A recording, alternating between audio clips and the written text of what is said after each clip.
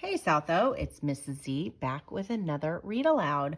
So for Women's History Month, I am reading about strong women and strong female characters. Today I am reading Malala's Magic Pencil by Malala Yousafzai, illustrated by Kara Scowett.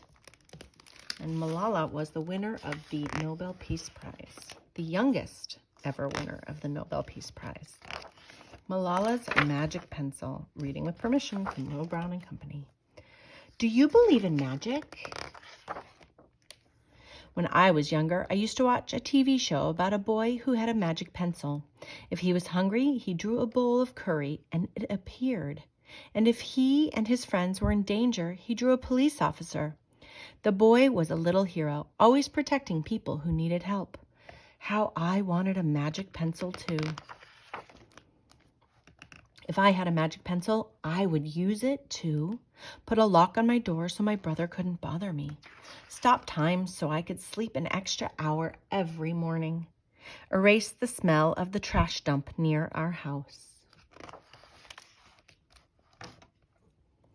And I would use it to make other people happy. I would draw the most beautiful dresses in the world for my mother, the best buildings in the valley for my father so he could open many schools where children would study for free.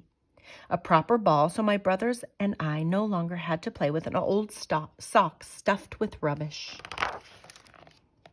Every night before I went to bed, I wished for a magic pencil of my own. And every morning I would wake up and check my cupboard, but the magic pencil was never there. One day, I was throwing away potato peels and eggshells at the dump. I was wrinkling my nose, swatting away flies, and making sure I didn't step on anything dirty in my nice shoes, when I saw a girl about my age sorting trash into piles. Nearby, boys were fishing for metal scraps using magnets on strings. When my father returned home from work, I told him what I'd seen. It made him sad. "Abba," I said. "Yes, Johnny," he said back. I always liked it when he called me dear one. "Why haven't I seen that girl in my class?" "Because," he said, but he didn't finish right away. "Because, Johnny, in our country, not everyone sends their daughters to school, and some children must work to support their family. Those boys will sell the metal scraps they find. If they went to school, their families would go hungry." School was my favorite place, but I had never considered myself lucky to be able to go. My father had always said, "Malala will live free as a bird." Now I wonder how free I'd truly be. That night, I thought about families who didn't have enough food and the girl who couldn't go to school, and even about how when I was older, I would be expected to cook and clean for my brothers because where I came from, many girls weren't allowed to become what they dreamed of.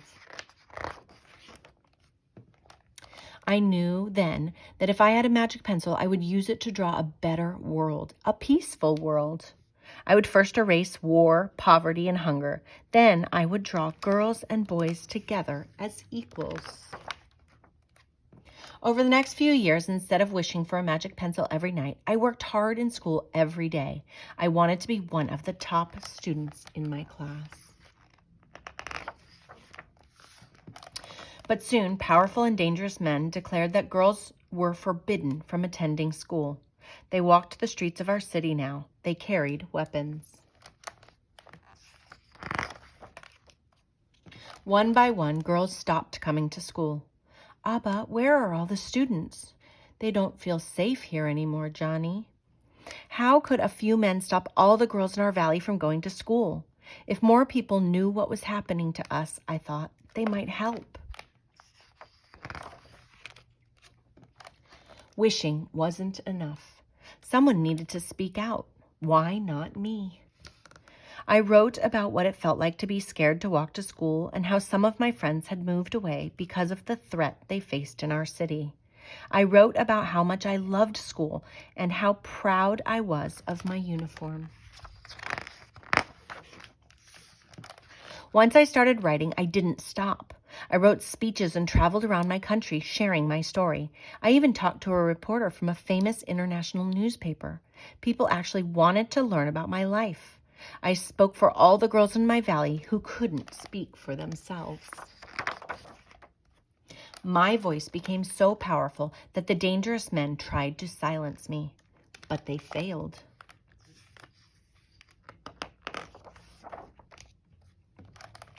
And now my voice is louder than ever, louder because people have joined me, and together we make a chorus, standing up for what we believe. We raise our voices for those in need, help people in danger, even if they are an ocean away. Think of the world as family. Do you still believe in magic? I do. I wrote alone in my room, but people all over the world were reading my story. Millions now know it and helped me spread my message of hope. I had at last found the magic I was looking for in my words and in my work. I am Malala.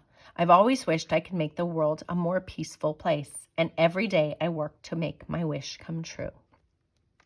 One child, one teacher, one book, and one pen can change the world.